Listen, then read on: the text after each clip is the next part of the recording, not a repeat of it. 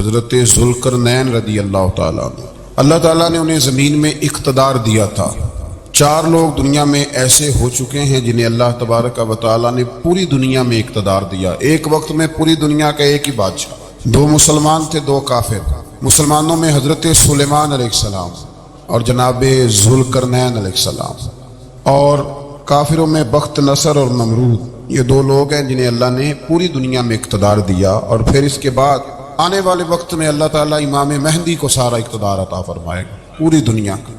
حضرت ذوالقرنین کے بارے میں 2 روایات ہیں، ایک تو یہ ہے کہ وہ نبی تھے اور ایک یہ ہے کہ نہیں وہ ولی تھے، لیکن مجھے حضرت مولا علی شیر خدا رضی اللہ تعالیٰ عنہ کا قول ملا ہے جس میں آپ نے فرمایا کہ نہیں وہ نبی نہیں تھے، تو اس لیے میرا نظریہ یہی ہے کہ وہ اللہ کے ایک نیک بندے تھے۔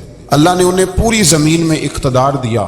وہ ایک مہم پہ نکلے، ان کا ارادہ بنا کہ میں ذرا دنیا کا چکر لگاؤں، تو انہوں نے سفر شروع کیا کہ میں دیکھوں ذرا سورج غروب کہاں ہوتا ہے۔ تو فرماتے میں پہنچا، بڑا گیا، لیکن میں اس مقام تک پہنچ گیا جہاں سورج غروب ہوتا ہے، تو پھر میں نے دیکھا کہ ایک سیاہ کنواں ہے جس کے اندر جا کے وہ چھپ گیا ہے، لیکن رب کریم کی اس حقیقت تک میں پہنچ سکا نہیں۔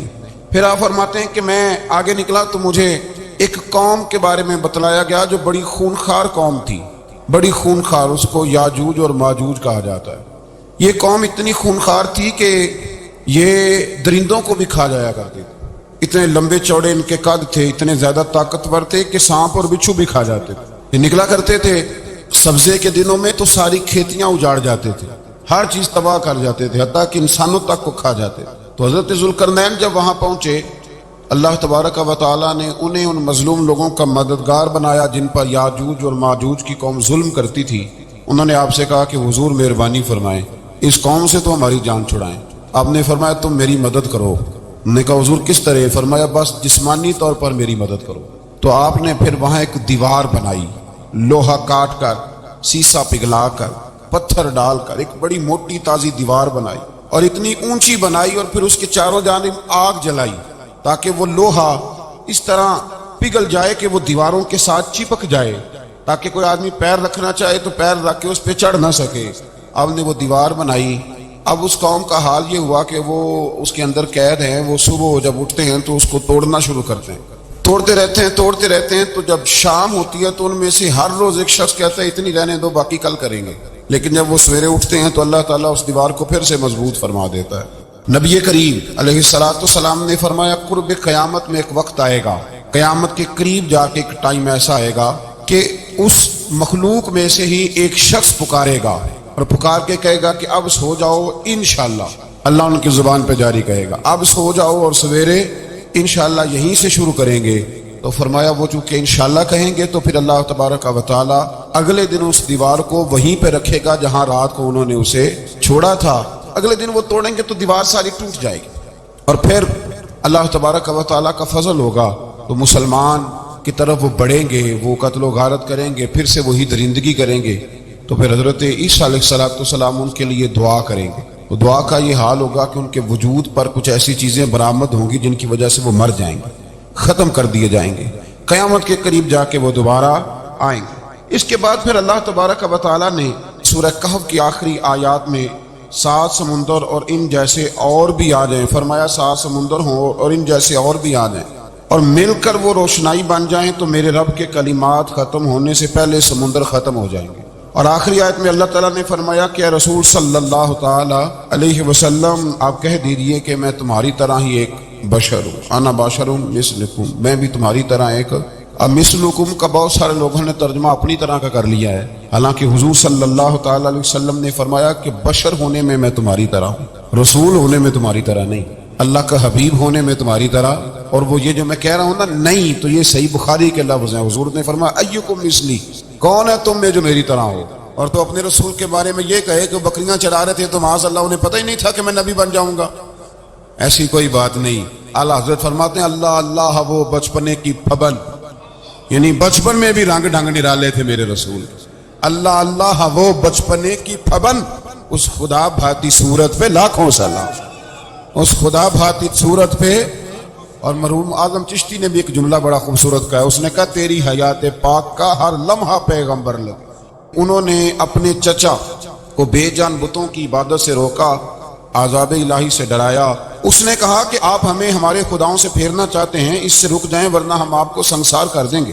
ابراہیم علیہ السلام نے کہا کہ میں آپ کے لیے اپنے رب سے استغفار کرتا رہوں گا، وہ مجھ پر بہت مہربان ہے۔ تو اللہ تبارک و تعالیٰ نے انہیں اسحاق علیہ السلام بیٹے اور یعقوب علیہ السلام پوتے کی بشارت دی، اور یہ بھی فرمایا کہ یہ دونوں نبی بھی ہوں گے۔ پھر آیت نمبر 51 سے لے کر 58 تک مختلف انبیاء کا ذکر ہے۔ اللہ تعالیٰ نے اس میں فرمایا کہ حضرت موسیٰ کو برگزیدہ رسول، نبی اور اللہ کا رازدار کہا گیا، اور حضرت ہارون کی نبوت کا بیان بھی ہوا، اور حضرت اسماعیل کو وعدے کے سچے، نماز اور زکوٰۃ کا حکم دینے والے رسول اور نبی اور اللہ کا پسندیدہ قرار دیا گیا۔ ادریس علیہ السلام کو صدیق نبی قرار دیتے ہوئے فرمایا کہ ہم نے ان کو بلند جگہ پہ بٹھایا ہے۔ کہاں ہے ادریس علیہ السلام؟ چوتھے آسمان میں بھی، اور جنت کا قول بھی ہے۔ دو روایتیں ان کے بارے میں ملتی ہیں۔ ایک تو یہ ہے کہ وہ حضرت ملک الموت سے ایک دفعہ کہنے لگے تو میرا یار نہیں بن جاتا؟ اللہ ہی بھلا کرے۔ حضرت اسرائیل کو کہنے لگے دوست بن جاتے ہیں، دوستی ہو گئی۔ فرمانے لگے یار موت کا ذائقہ کیسے چکھاتا ہے؟ کہنے لگا میں آپ کو چکھا دیتا ہوں۔ آپ کو موت کا ذائقہ چکھایا اور دوبارہ پھر روح ڈال دی، آپ اٹھ کے بیٹھ گئے۔ کہنے لگے دوزخ تو دکھا، نے وہ بھی دکھا دی، پر میں جنت تو دکھا، جنت بھی دکھائی۔ تو کہنے لگا واپس چلیں، فرمانے لگے اب تو نہیں جانا۔ ہاں کیوں؟ فرمایا رب فرماتا ہے ہم فیہا خالدون، جو جنت میں آئے گا یہی رہے گا۔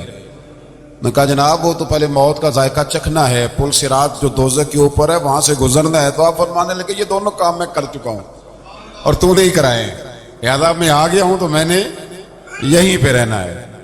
اب حضرت ملک الموت علیہ السلام نے عرض کی مالک یہ تیرا بندہ، فرمایا تیری دوست بھی اس کے ساتھ لگی تھی تو میری توفیق سے ہی لگی تھی، اور یہ یہاں تک آئے بھی میری توفیق سے ہی ہے، میرا ارادہ بن گیا انہیں یہاں رکھنا۔ میری طلب بھی تو تیرے کرم کا صدقہ ہے، میری طلب بھی تو تیرے کرم کا صدقہ ہے۔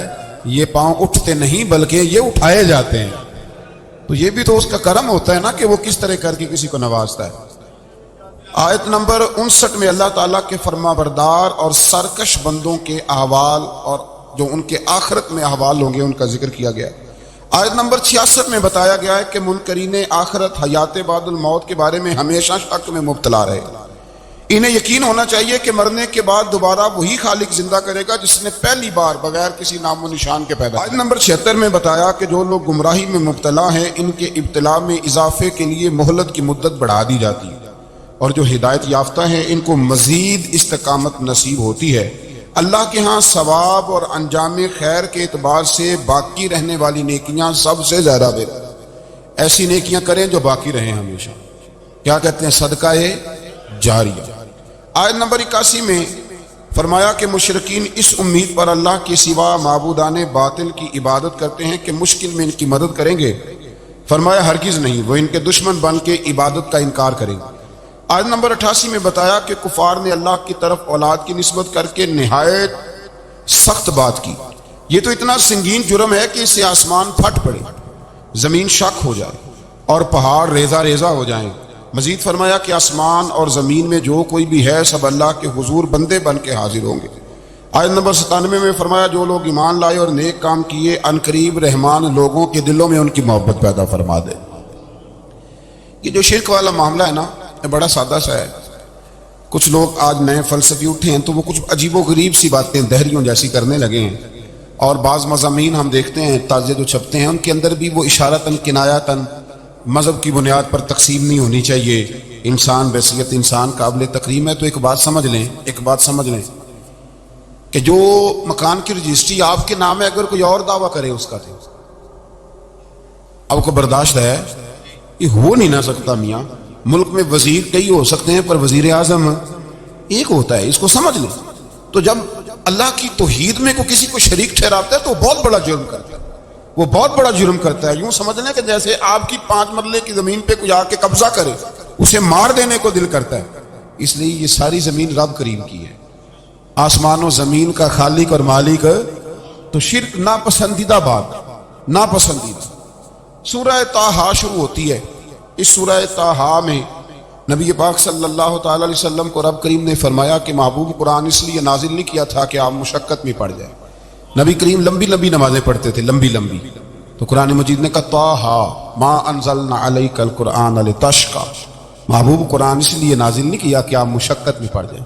حضور لوگوں کو بڑی جدوجہد کے ساتھ دین کی طرف بلاتے تھے، تو کہا محبوب قرآن اس لیے نازل نہیں کیا تھا کہ آپ مشقت پہ پڑ جائیں، آپ تو مشقت کرنے لگ گئے۔ وہ یا رب اپنے محبوب کو کہہ رہا ہے، جیسے سورہ مزمل میں بات ہوئی نا کہ محبوب تھوڑا آرام بھی فرما لیا کر، محبوب تھوڑا آرام بھی فرمائے۔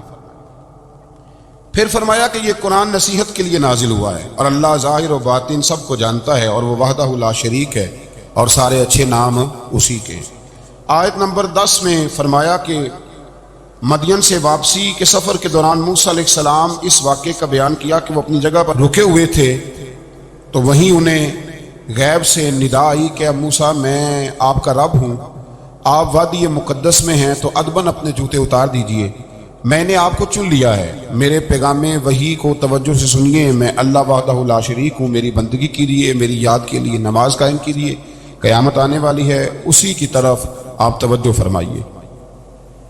اسی موقع پر آپ کو جو معجزات عطا کیے گئے ان کا بھی ذکر ہے، اور وہ ہم پیچھے بہت ساری جگہوں پہ اس کا ذکر کر آئے کہ اللہ تعالیٰ نے ان کو ایک ایسا عصا عطا فرمایا تھا کہ وہ ایک دم میں ہی بہت بڑا اژدہا بن جایا کرتا تھا، اور پھر حضرت سیدنا موسیٰ علیہ السلام اپنا ہاتھ گریبان میں ڈال کے نکالتے تھے تو آفتاب کی طرح روشن ہو جاتا تھا۔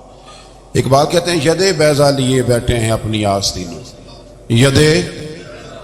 ید بیضا لیے، چمکتے ہوئے ہاتھ ہیں ان کے، تو یہ اپنی آستینوں میں چھپا کے بیٹھے ہیں۔ پر اقبال نے یہ ولیوں کے لیے کہا ہے، نہ پوچھ ان خرقہ پوشوں کی، ارادت ہو تو دیکھ ان کو، ارادت ہو تو محبت کے ساتھ دیکھ، تنقید کے ساتھ تو پتہ ہے پھر بندے کو کوئی شے نہیں ملتی، آنکھیں گنگ ہو جاتی، ارادت ہو تو دیکھ ان کو، ید بیضا لیے بیٹھے ہیں اپنی آستینوں میں۔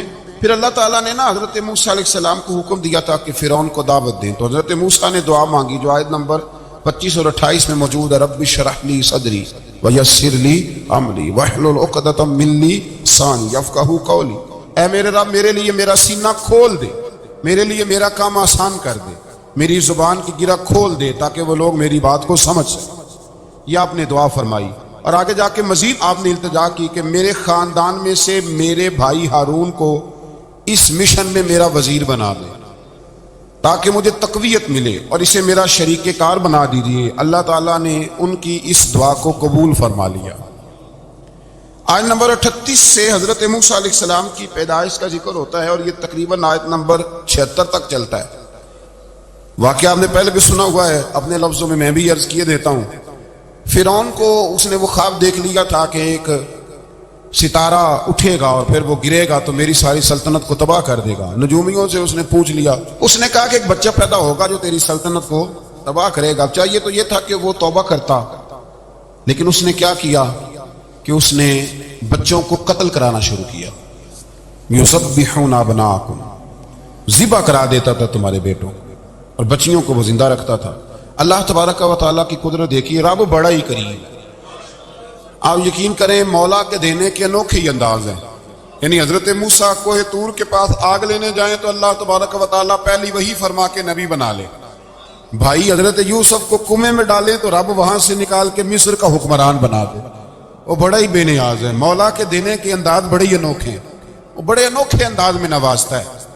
تو حضرت موسیٰ جب پیدا ہوئے تو ان کی والدہ نے پتہ کیا کیا، ان کو ایک صندوق میں بند کر کے دریا میں بہا دیا۔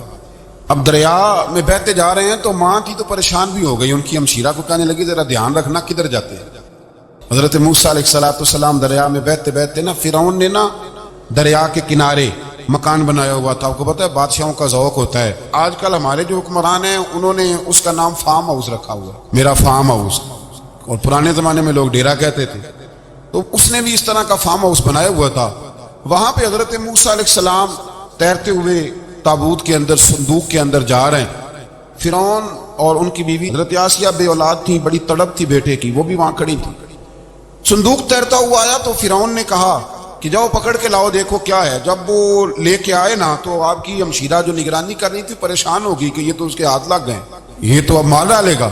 لیکن جب خوبصورت اور چمکتا ہوا بچہ دیکھا تو بی بی آسیہ کہنے لگی یہ بنی اسرائیل کا ہے ہی نہیں، یہ تو پتہ نہیں کہاں سے بہتا ہوا یہاں آ گیا ہے، تو ایسے ہی چھوڑ، یہ پتہ نہیں کہاں سے رکھ نہ لیں۔ تو حضرت موسیٰ علیہ السلام وہ کہنے لگا نہیں انہی کے ہیں، موسیٰ علیہ السلام اسی کے ہیں۔ تو آسیہ کہنے لگی تیرے تو سر پہ نا بس بھوت ہی سوار ہو گیا، ہر وقت وہی لوگ تجھے یاد رہتے ہیں، پتہ نہیں کہاں سے بہ کے آیا. اب رکھ لیا، مان گیا فرعون. آپ فرعون کے گھر میں جو اس لیے بچے مروا رہا تھا کہ میری سلطنت حضرت موسیٰ پیدا نہ ہو جائے، تو اسی کے گھر میں پرورش پانے لگے، اسی کے گھر میں. اب عورتیں منگائیں گئی دودھ پلانے کے لیے، تو حضرت موسیٰ علیہ السلام کسی بی بی کا دودھ نہیں پیتے، تو آپ کی ہمشیرہ نہ وہیں دائیں بائیں گھومتی رہتی. تو کہنے لگی جناب آسیہ سے کہ میں ایک بی بی کو جانتی ہوں، بڑی صاف ستھری ہے، مجھے امید ہے یہ بچہ اس کا دودھ پیے گا. تو فرعون کہنے لگا دوڑ کے لا. تو وہ اپنی والدہ کو لے کے آئیں، تو حضرت موسیٰ نے فوراً دودھ پینا شروع کر دیا. فرعون کو پھر تھوڑا شک ہوا. ایک روایت یوں بھی لکھی ہے بعض لوگوں نے کہ فرعون ایک دن اٹھایا ہوا تھا، حضرت موسیٰ کی ابھی تھوڑی سی عمر تھی، تو آپ نے اس کی داڑھی پکڑ کے تو ایک گھوسا دے مارا. جلالی تو شروع سے ہے نا. تو کہنے لگا آسیہ تو مان نہ مان، یہ بچہ وہی ہے. تو حضرت بی بی آسیہ کہنے لگی کہ تجھے غلط فہمی ہے، یہ وہ نہیں ہے. اس نے کہا دیکھو نا، یہ تو اٹھاتی ہے تو پیار کرتا ہے، اور میرے جب قریب آتا ہے تو اس کے لب و لہجے میں تلخی محسوس کرتا ہوں. اس نے کہا بچوں کو کیا پتا. خیر، ایک طرف اس نے کھانے پینے کی چیزیں رکھ دی، ایک طرف انگارے رکھ دیے. وہ بھی حضرت آسیہ کہتی ہیں کہ تجھے سمجھ آئے بچے بچے ہوتے ہیں. حضرت موسیٰ بچے تو تھے، پر تھے تو اللہ کے نبی نا، اللہ کے نبی تھے. جب اس نے کہا نا یہ بچے ہیں، تو حضرت موسیٰ علیہ السلام بجائے انگاروں کی طرف جانے کے نبی تھے، وہ سیدھے کھانے پینے والی چیزوں کی طرف بڑھنے لگے. پھر ان کہنے لگا اب بتا. اللہ تعالیٰ نے حضرت جبریل کو بھیجا. انہوں نے کہا ادھر نہیں جانا، آپ ادھر جائیے. تو آپ آگ کی طرف گئے اور ایک کوئلہ اٹھا کے زبان پہ رکھ لیا. آسیہ کہنے لگی سمجھ آئی، بچے کو کیا پتا کدھر جانا ہے کدھر نہیں جانا. اگر وہ اتنا ہی خیال ہوتا، وہی بچہ ہوتا تو آگ. اور بعض مفسرین نے لکھا ہے یہ جو حضرت موسیٰ دعا مانگتے تھے نا رب اشرح لی صدری ویسر لی امری، یہ وہ آگ کا انگارہ جب کوئلہ منہ میں رکھا تھا نا، تو اس کی وجہ سے زبان میں کچھ لکنت آ گئی. تو آپ دعا کرتے تھے کہ یا اللہ میری زبان کی وہ بند گرا کھول دے، تاکہ میں کھل کے فرعون کے سامنے بات کر سکوں. وہیں حضرت موسیٰ پلنے لگے، وہیں پلے، وہیں جوان ہوئے، وہیں اللہ نے ساری دولتیں دی. بہن بھی ملی، ماں بھی ملی، اور سارے عزیزوں کا پیار بھی ملا. اسی گھر کے اندر اللہ نے پرورش کر کے فرعون کے ظلم سے بنی اسرائیل کو نجات عطا فرمائی. آیت نمبر 77 سے موسیٰ علیہ السلام کو حکم ہوا کہ راتوں رات بنی اسرائیل کو لے کے نکل جائیں. انہیں اللہ کی طرف سے یقین دلایا گیا کہ ان کے لیے سمندر میں خشک راستہ نکال لیا جائے گا. فرعون نے ان کا تعاقب کیا اور سمندر میں غرق کر دیے گئے. اس مقام پر اللہ تعالیٰ نے بنی اسرائیل پر اپنے احسانات کا ایک بار پھر ذکر فرمایا. حضرت سعد بن ابی وقاص رضی اللہ تعالیٰ عنہ بھی ایک دن جہاد کے لیے نکلے، تو رستے میں سمندر آ گیا. حضرت موسیٰ کی قوم کو نا سمندر نے رستہ دیا تھا. تو جناب سعد بن ابی وقاص سمندر کے کنارے کھڑے ہو کے اب وہ لوگ پوچھنے لگے حضور کیا کرنا ہے؟ فرمایا کرنا کیا ہے، ابھی دیکھیں کیا ہوتا ہے. تو فرمانے لگے وہ سمندر و دریا اگر تو حضرت موسیٰ کی نافرمان قوم کو رستہ دیتا ہے تو ہم تو رسول اللہ کے فرما بردار غلام ہیں، ہمیں بھی رستہ دے. تو 12 رستے بن گئے دریا میں سے. جناب سعد بن ابی وقاص لشکر لے کے گزر گئے، باہر گئے تو ایک دفعہ پھر صحابہ کو یقین دلایا. فرمایا کسی کی کوئی چیز تو نہیں رہ گئی دریا میں؟ دشت تو دشت ہیں، دریا بھی نہ چھوڑے ہم، بحر ظلمات میں دوڑا دیے. اب میں کیا کروں، علامہ اقبال نے ہر جگہ کلام لکھا ہے، ہر جگہ. یہ آپ کو پتہ نا، ایک صاحب مجھے بھی سمجھا رہے تھے، میں نے جمعے میں بھی وضاحت کی. کہنے لگے آپ اقبال کی بڑی تعریفیں کرتے ہیں. میں نے کہا مجبوری ہے، وہ کام ہی تعریفوں والے کرتے ہیں تو ہو جاتی ہیں، کیا کیا جائے، عام دام برسر مطلب. تو حضرت سعد بن ابی وقاص نے پوچھا کچھ رہ تو نہیں گیا؟ کہا جناب پیالہ رہ گیا میرا مٹی کا دریا میں. تو حضرت سعد بن ابی وقاص کہنے لگے کوئی مسئلہ نہیں، ہم رسول اللہ کے غلام ہیں. اور اس پر بڑی دلائل ہیں، وقت نہیں ہے آگے بڑھنا ہے. فرمایا او دریا، او ہمارا پیالہ تو واپس کر دے. تو ایک لہر آئی تو پیالہ بھی کنارے پہ پھینک گئی. تو اللہ تعالیٰ نے حضرت موسیٰ علیہ السلام کو کی قوم کو وہاں سے نجات دی. آیت نمبر 85 سے سامری کا ذکر ہے. سامری ایک جادوگر تھا.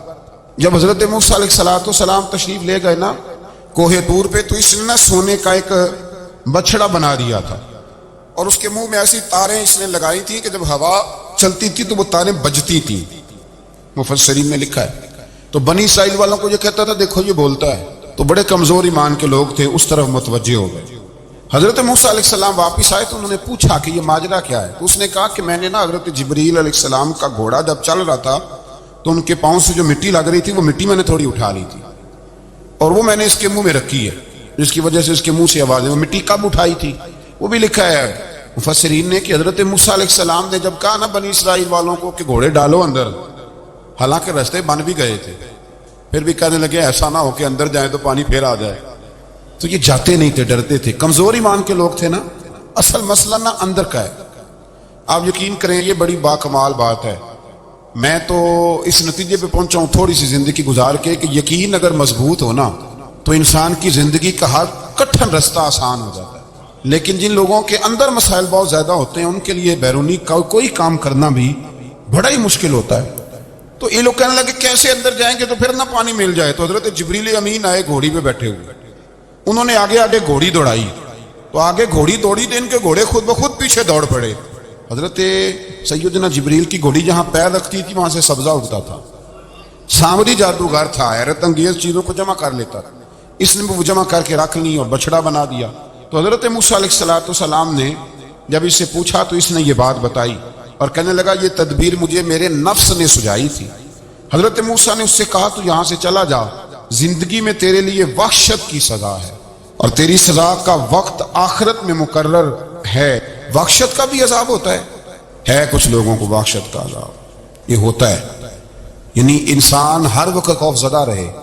آیات بتاتی ہیں کہ اس پر کون سا عذاب ہے، اس پر ایک وحشت طاری رہے. اللہ سے دعا مانگیں اللہ تبارک و تعالی ان ساری آزمائشوں سے ہمیں محفوظ فرمائے. اسی تسلسل میں پھر قیامت اور سور پھونکے جانے کا ذکر ہے. آیت نمبر 105 سے فرمایا کہ لوگ آپ سے پہاڑوں کے متعلق سوال کرتے ہیں، آپ ان سے کہہ دیجئے میرا رب انہیں ریزہ ریزہ کر دے گا اور پوری زمین ہموار میدان کی طرح ہو جائے گی.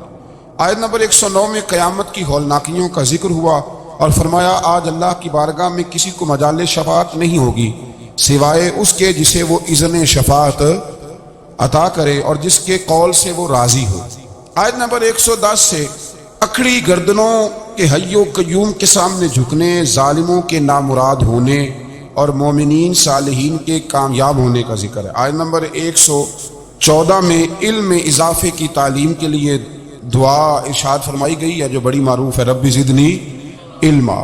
آیت نمبر 115 سے اس بات کا ذکر ہے کہ آدم علیہ السلام جو جنت میں درخت کے قریب چلے گئے تو یہ ان کی بھول اور اجتہادی خطا تھی. اللہ نے خود وضاحت فرمایا اور انہوں نے قصداً اللہ کے حکم کی نافرمانی نہیں کی. آدم علیہ السلام کو جنت میں داخل کر کے بتایا کہ یہاں نہ بھوک لاحق ہوگی، نہ بے لباسی ہوگی، نہ پیاس لگے گی، نہ ہی دھوپ کی تپش محسوس ہوگی، اور یہ کہ آپ اپنے دشمن شیطان کی چالوں سے بچے رہیں گے. اس مقام پر قرآن نے اس موضوع کو پھر بیان کیا کہ شیطان نے وسوسہ ڈالا اور مخلص اور ہمدرد کا روپ دھار کر ان کو بہکایا. انہوں نے ممنوعہ درخت سے کھا لیا سو ان کے ستر کھل گئے اور جنت کے پتوں سے اپنے ستر کو ڈھانپنے لگے. پھر اللہ نے ان کی توبہ قبول کی اور جنت سے زمین پر بھیج دیا. آیت نمبر 124 سے اللہ تعالیٰ نے فرمایا جو ہماری یاد سے غافل رہے گا ہم اس کے لیے معیشت تنگ کر دیں گے. ومن اعرض عن ذکری فإن له معیشۃ ضنکا. جو ہماری یاد سے غافل ہوگا اس کے لیے زندگی اس پر اللہ تبارک و تعالی ہر وقت اپنی یاد کی توفیق عطا فرمائے. آیت نمبر 130 سے اللہ تعالیٰ نے ارشاد فرمایا ان کی باتوں پر صبر کیجیے، سورج کے طلوع اور غروب ہونے سے پہلے اپنے رب کی حمد کے ساتھ تسبیح پڑھتے رہیے اور رات کے بعض اوقات میں اور دن کے حصوں میں بھی تسبیح پڑھتے رہیے تاکہ آپ کا رب راضی ہو جائے اور آپ بھی راضی ہو جائیں. مزید فرمایا کہ اپنے اہل خانہ کو نماز کا حکم دیں اور خود بھی نماز پر قائم رہیں اور نیک انجام صرف تقوی پر کاربان لوگوں کے لیے. لوگ کیا کہیں گے؟ لوگوں کے لیے الزام لگانا، پروپیگنڈا کرنا بڑا ہی آسان کام ہے. دو ہی تو کام دنیا میں آسان ہے، ایک بدگمانی کرنا اور ایک غیبت کرنا. اور اتنا مزیدار کام ہے کہ آپ ساری دیہڑی کرائیں. کوئی بندہ تھکنے کو تیار ہے، معاذ اللہ ثم معاذ اللہ سارا دن. اور اگر آپ کہیں کہ اللہ کا ذکر کرو، تسبیح لے لو، صرف 500 دفعہ دروشنی پڑھ لو تو پھر کیا بنے گا؟ کام یاد آ جائے گا. بہت سارے لوگ نکل لیں گے. کبھی کبھی کچھ چیزیں بڑی یاد رہ جاتی ہیں. ایک شاعر نے ایک شعر کہا تھا، میری تھوڑی سی شعری ذوق ہے تو مجھے دلچسپی ہے، رہ جاتی ہیں کچھ باتیں ذہن میں. ایک دفعہ ہمارے ایک دوست کے بارے میں کچھ پراپیگنڈا ہونے لگا تو میں نے انہیں ایک شعر لکھ کے بھیجا. مجھے یاد تھا، میں نے ایک شعر لکھا. کسی شاعر نے کہا تھا کہ مخلوق تو فنکار ہے اس درجہ کے پل بھر میں، سنگے در کعبہ سے بھی اصنام تراشے. کعبے کے اندر سے مٹی لے کے لوگ بت بنا لیتے ہیں اور اللہ کا شریک بناتے ہیں. تو کہنے لگا شاعر کہ مخلوق تو فنکار ہے اس درجہ کے پل بھر میں، سنگے در کعبہ سے بھی اصنام تراشے. تم کون ہو کیا چیز ہے داغ کبابی، لوگوں نے تو مریم پہ بھی الزام تراشے.